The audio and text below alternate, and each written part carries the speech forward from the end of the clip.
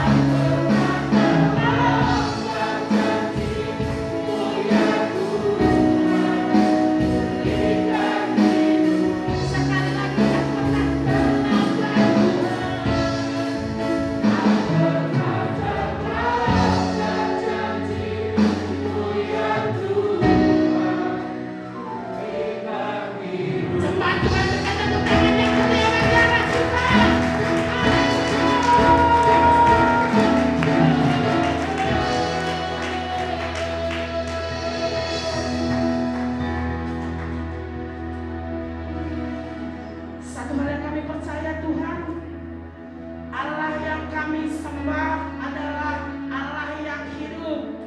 Allah yang melihat setiap kami anak-anak-Mu. Satu hal yang kami percaya Tuhan, di saat Engkau hadir di tempat ini Tuhan, Engkau sanggup mengubahkan atmosfer di tempat ini Tuhan Yesus.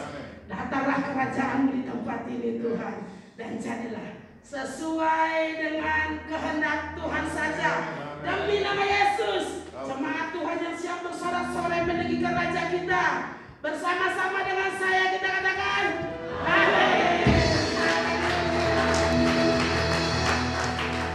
Allah kita dahsyat, amin. Semangatnya kurang, seberapapun kita ada, Tuhan melihat kita, amin. Wow, saya mau dengar suara yang lebih semangat lagi. Allah kita dahsyat, amin. Sekali lagi, yang kompak loh. Allah kita dahsyat, amin. Haleluya. Kita ada di tempat ini, kita kuat karena ada firman Tuhan yang menopang kita, amin. Haleluya.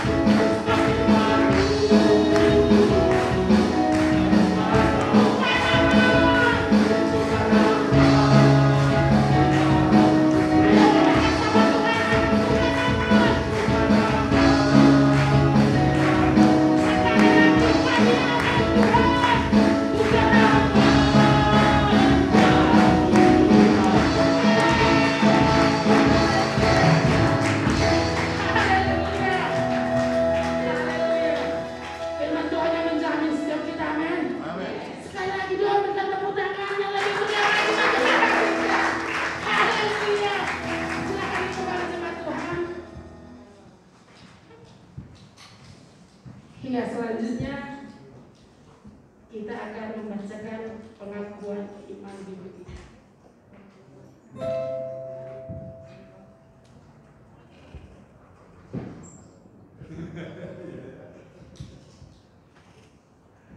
Ya, sama-sama kita baca. Ya, 3, 2, 1. Aku percaya bahwa Alkitab perjanjian lama dan perjanjian baru adalah firman Allah yang dilakukan oleh Roh Kudus. Allah yang Maha Esa itulah Allah Tritunggal, yaitu Bapa, Anak, dan Roh Kudus, yaitu dan tidak satu. Yesus Kristus adalah anak Allah yang tunggal, yang dilahirkan oleh perawan Maria, yang dinaungi oleh Roh Kudus. Bahwa Yesus telah disalibkan, mati, dikuburkan, dan dibangkitkan pada hari yang ketiga dari antara orang mati. Bahwa Ia telah naik ke surga dan duduk di sebelah kanan Allah Bapa sebagai Tuhan, Juru Selamat dan Pengantar kita.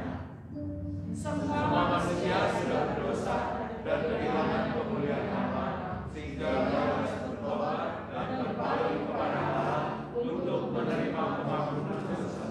Pembenaran dan kehidupan baru terjadi karena iman di dalam darah Yesus Kristus yang dikerjakan oleh Roh Kudus.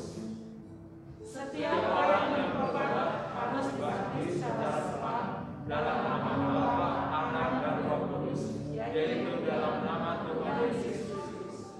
Penyucian hidup adalah buah kelahiran baru karena percaya dalam darah Yesus Kristus yang dikerjakan oleh kuasa firman Allah dan Roh Kudus. Karena itu, kesucian adalah asas dan prinsip hidup umat Kristen. Baptisan Roh Kudus adalah karunia Tuhan untuk semua orang yang telah disucikan nantinya. Karena awal baptisan Roh Kudus adalah berkata-kata dengan bahasa Roh sebagaimana dilakukan oleh Roh Kudus. Perjamuan kudus dilakukan setiap kali untuk meneguhkan persekutuan kita dengan Tuhan dan persekutuan kita satu dengan yang lain. Kesembuhan ilahi tersedia dalam korban penebusan Yesus untuk semua orang yang percaya. Tuhan Yesus Kristus akan turun dari surga untuk membangkitkan semua umatnya yang telah mati dan mengangkat semua umatnya yang masih hidup, lalu bersama-sama bertemu dengan Dia di udara. Kemudian Dia akan datang kembali bersama orang kudusnya untuk mendirikan kerajaan 1000 tahun di bumi ini. Pada akhirnya semua orang mati akan dibangkitkan. Orang benar akan bangkit pada kebangkitan yang pertama dan menerima hidup kekal. Tetapi orang jahat akan bangkit pada kebangkitan yang kedua dan menerima hukuman selama-lamanya. Amin. Ya, sebelum kita mendengar firman Tuhan, kita akan memberikan persembahan perpuluhan.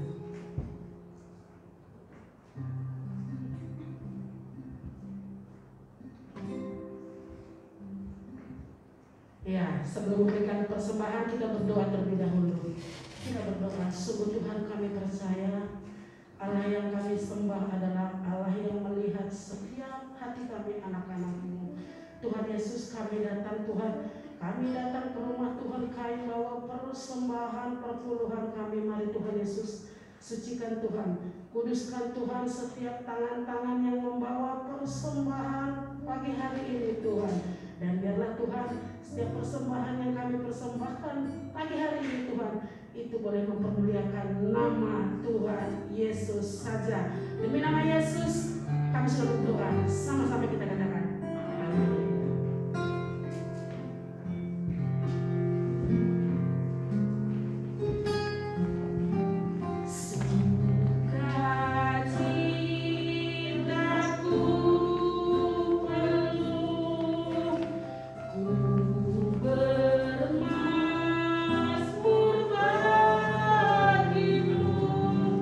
Karena ku tahu ku telah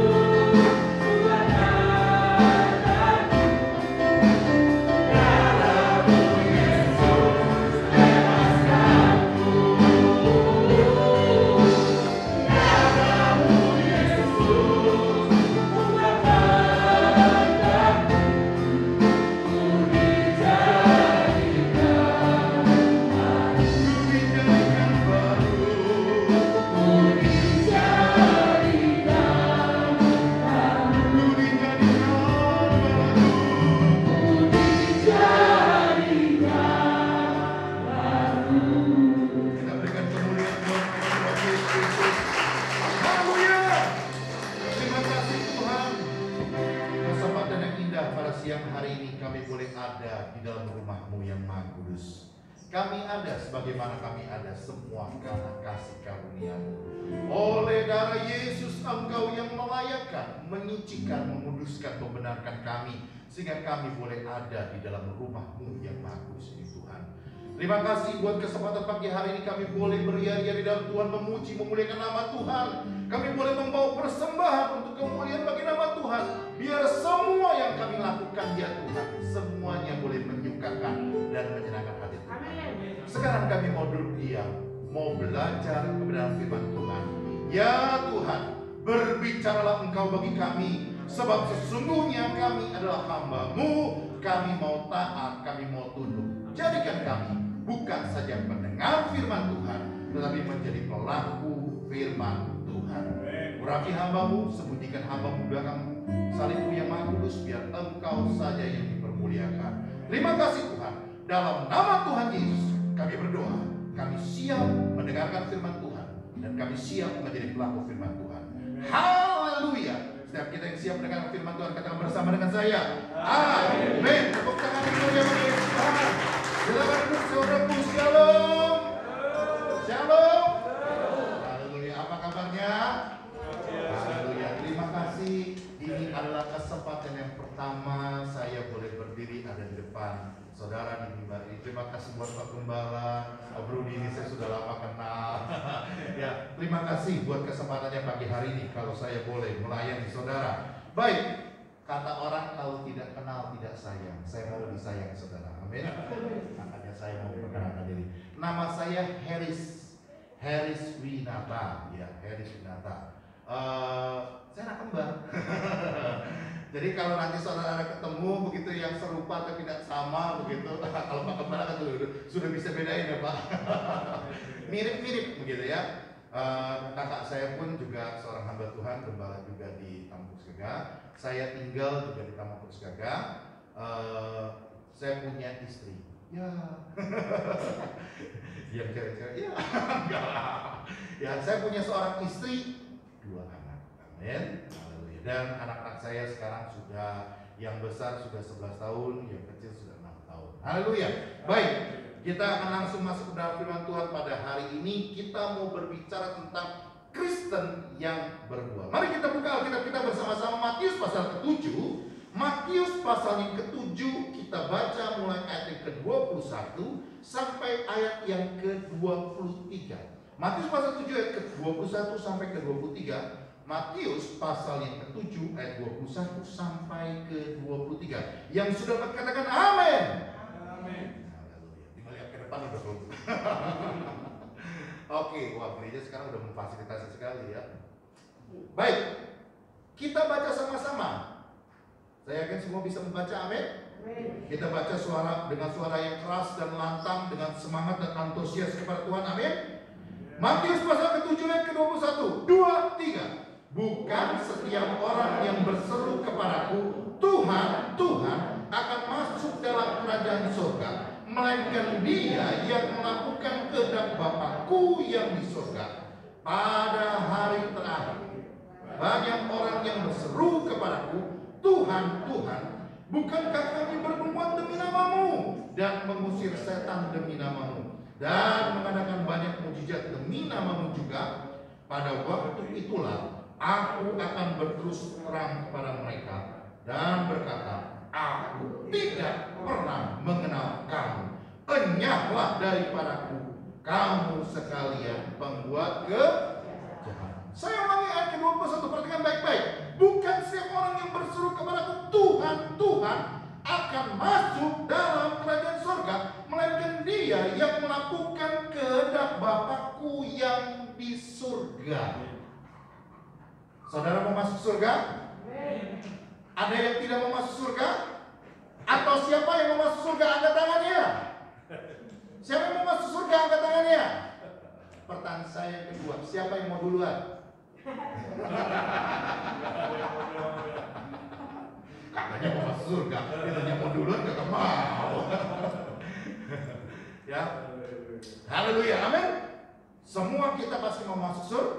Alkitab katakan, tetapi yang masuk surga itu bukan orang yang berseru Tuhan, Tuhan, betul? Kalau kita perhatikan pada akhir zaman ini, saudaraku, banyak orang yang mudah untuk memanggil Tuhan, untuk menyebut Tuhan, Yesus, Yesus. Bahkan ada yang teriak-teriak, takdir. Ya, tapi bunuh orang. Waduh, teriak-teriak nama Tuhan, bunuh orang ya. Makanya Tuhan bilang apa? Bukan orang yang berseru Tuhan, Tuhan akan masuk dalam kerajaan surga, tapi melainkan yang melakukan kehendak Bapa. Ini perhatikan baik-baik. Pada hari terakhir akan banyak orang yang berseru kepadaku, Tuhan, bukankah kami bernubuat demi namamu, mengusir setan demi namamu, dan mengadakan banyak mujizat demi namamu juga? Saya perhatikan loh baik-baik. Ini Tuhan lagi berbicara bukan kepada Kristen Karbitan. Ini bukan Kristen kemarin sore. Coba bayangkan ya, coba bayangkan. Tuhan bilang, orang-orang ini ngomong begini, Tuhan, bukankah aku bernubuat demi namamu? Kira-kira itu kemarin sore bukan? Bahkan ada yang bilang, Tuhan, bukankah aku mengusir setan demi namamu? Kira-kira di sini ada yang bisa mengusir setan? Masuk ke ruangan. Setan, aku usir kamu. Ada yang bisa mengusir setan di sini? Saya bilang sampai hitungan ketiga. Kalau kamu nggak mau keluar, saya keluar. Kata setannya gila. Saya mau bilang begini, saudaraku. Ini bukan Kristen kemarin sore loh yang Alkitab catat di sini. Saya coba telusuri, saya coba bandingkan. Wow, kalau saya dibandingkan dengan orang-orang yang tertulis di sini, aduh, saya mau belum apa-apa loh. Ada yang di sini sudah bernubuat demi nama Tuhan?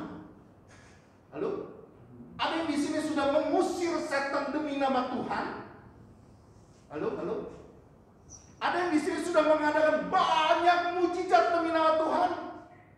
Ada? Jadi kalau kita bandingkan diri kita dengan orang-orang yang tertulis di sini, wow, mari, ini orang-orang hebat ini orang-orang Kristen hebat ini. Tapi apa yang kita katakan? Alkitab mencatat Tuhan bilang, enyahlah kamu, hai pembuat kejahatan. Wow. Kalau yang model begini saja, Kristen yang model begini saja, yang sudah bisa bernubuat, yang sudah bisa mengusir setan, yang sudah bisa melakukan banyak mujizat demi nama Tuhan, Tuhan bilang Tuhan nggak kenal. Wah, siapa saya? Bisa mengerti maksud saya? Saudara bisa paham? Siapa saya? Wah, kalau yang model-model begini aja ditolak Tuhan, yang model begini gendut putih. Gimana ini di hadapan Tuhan? Saudara bisa paham? Saya mau bilang begini loh, kekristenan tidak main-main. Saudara bisa paham? Kekristenan itu bukan main-mainan.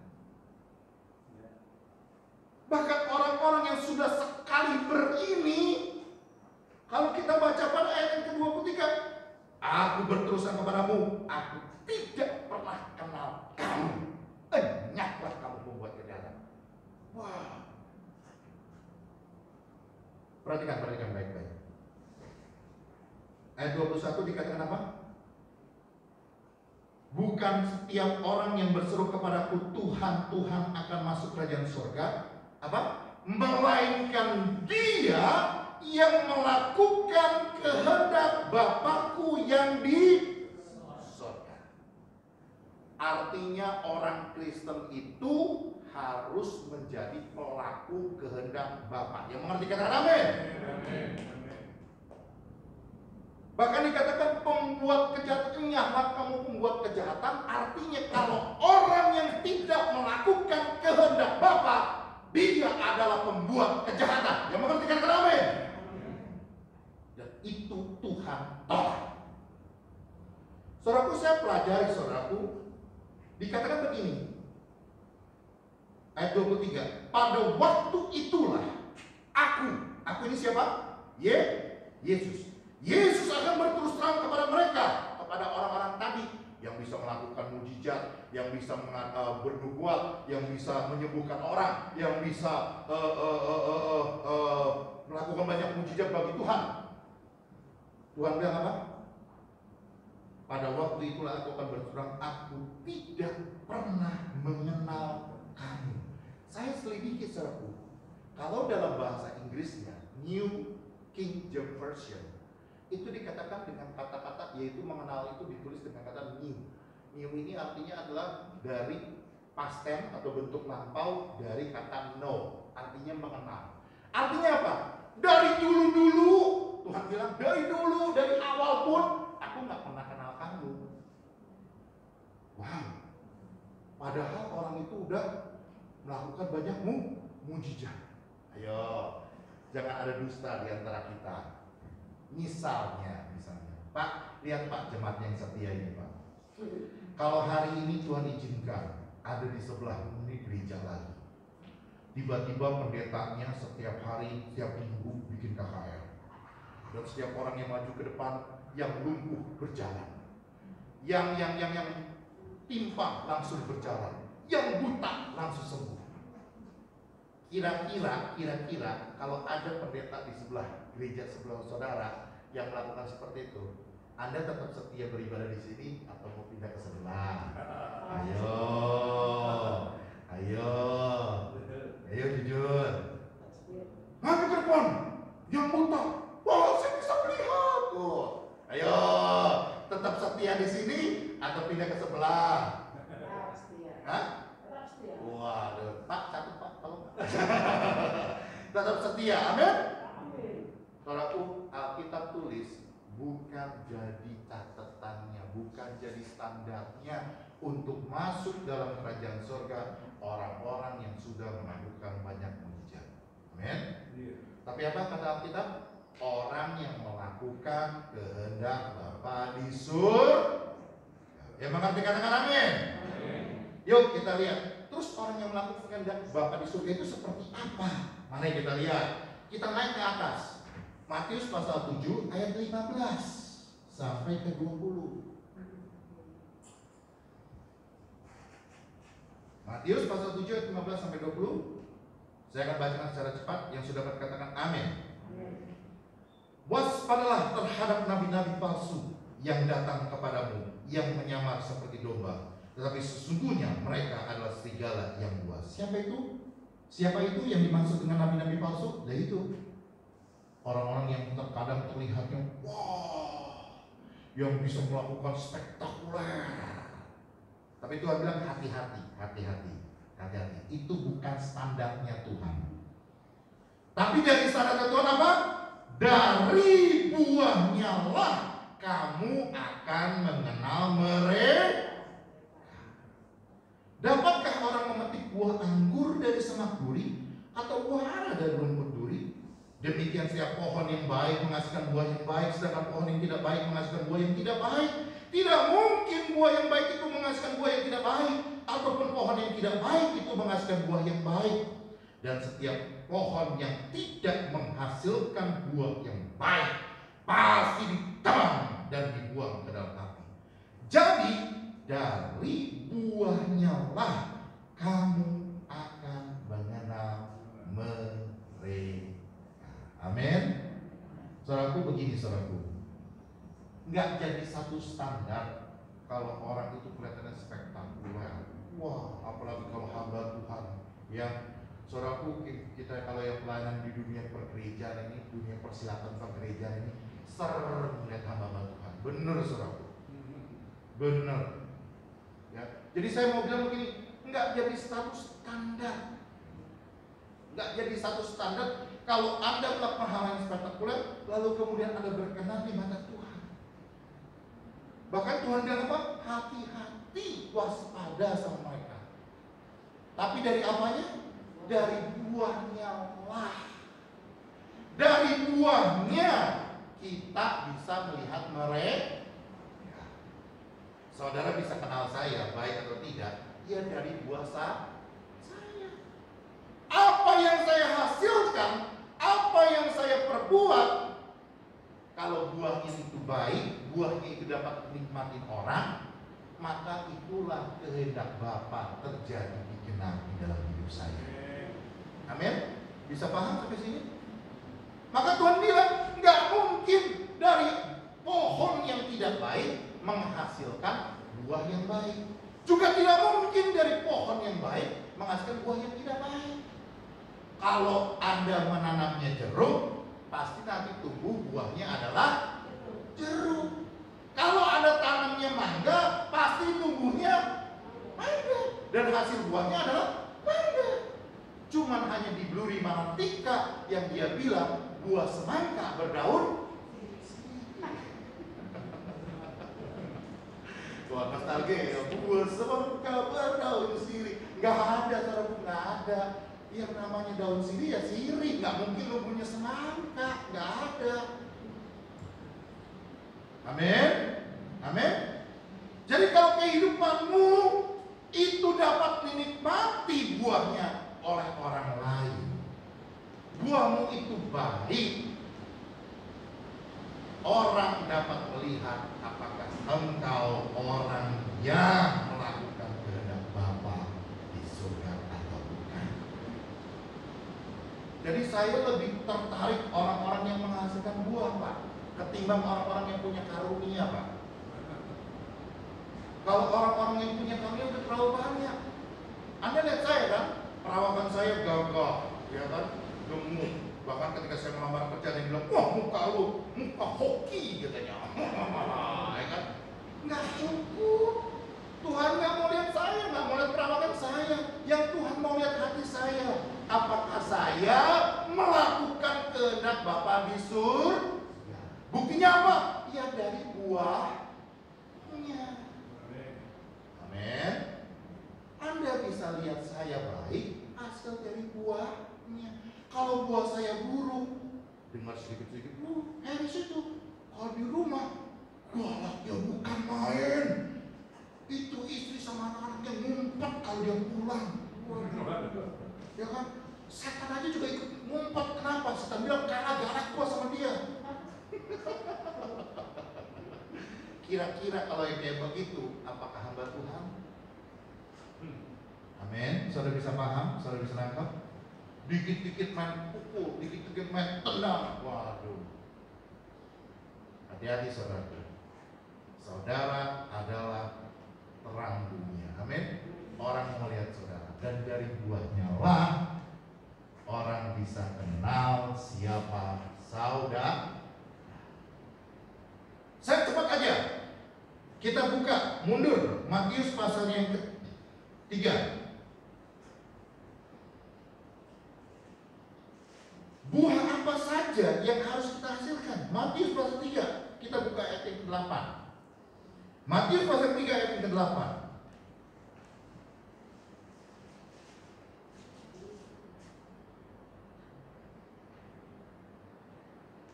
Yang sudah berkatakan amin. Haleluya. Saya akan bacakan.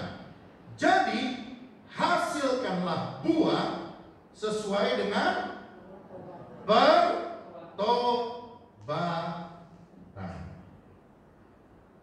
Dan jangan mengira bahwa kamu dapat berkata dalam hatimu, Abraham adalah bapa kami. Karena aku berkata kepadamu, Allah dapat menjadikan anak-anak bagi Abraham dari batu-batu ini. Kapak sudah tersedia dan akar pohon, dan kepada akar pohon, dan setiap pohon yang tidak menghasilkan buah yang baik pasti ditebang dan dibuang ke dalam api. Tuhan bilang yang pertama apa? Buah pertobatan. Perhatikan baik-baik. Tuhan bilang ada pohon, kalau dia nggak menghasilkan buah, dia tidak menghasilkan buah, kapak sudah tersedia, akan ditebang. Siapa yang mau di sini mau ditebang Tuhan? Ada yang mau ditebang Tuhan? Pasti kita nggak mau ditebang tuh. Maka yang Tuhan katakan apa? Yang pertama, hasilkanlah buah pertobatan. Maka kalau saya pribadi, saudaraku, saya nggak bakal anti sama orang. Pak, dulu ini, orang jahat Pak. Jangan asingkan orang-orang yang bertobat. Pak, ini dulu orang jahat Pak, hati-hati Pak. Weh, kalau orang jahat bertobat jadi orang baik, itu bagus. Tapi kalau pendeta itu kemudian berubah menjadi pendekar, nah itu baru kurang ajar. Bisa ngerti saudaraku? Bisa ngerti maksud saya? Jadi saudara harus rangkul orang-orang yang bertobat. Bahkan buat diri kita sendiri pun, biar orang bisa lihat hasil buah pertobatannya kita. Amin. Biar orang bilang, iya loh, saya tahu lo tuh si Akyong itu tuh. Akyong itu waduh, bandar judi, popok, tukang mabok. Waduh itu suka main pelacur itu.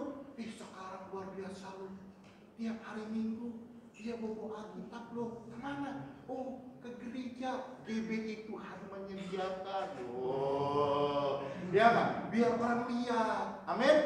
Buah pertobatan. Saya kenal loh. Itu ibu tukang gosip loh. Kemana-mana ngomongin orang. Letter kemana-mana. Itu ngomongin dijelek-jelekin semuanya. Dari Bu RT, Bu Gembala, ibu-ibu semua sekomplek itu diceritain sama dia.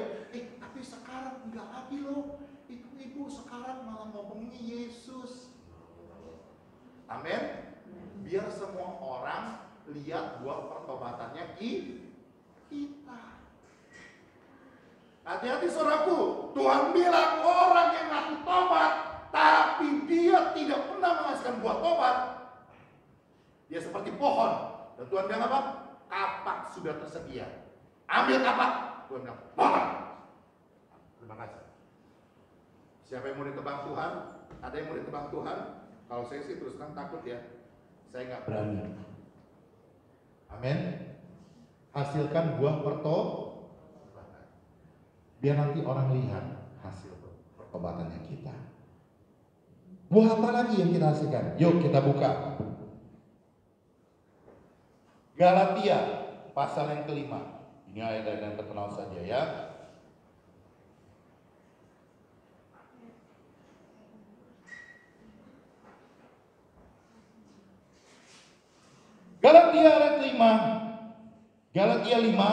Galatia 5. Kita baca mulai ayatnya yang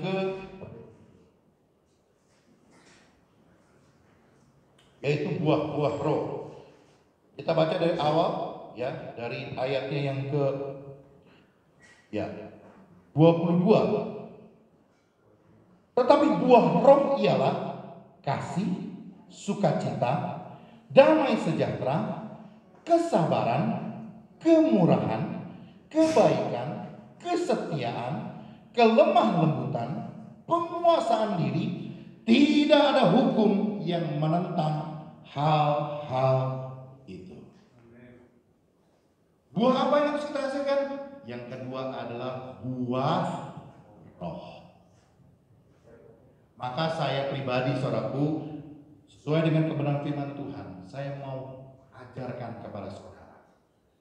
Saudara kalau yang hari-hari ini masih takjub dengan yang namanya karunia roh. Karunia roh itu perlu nggak? Perlu, bagus, mantap.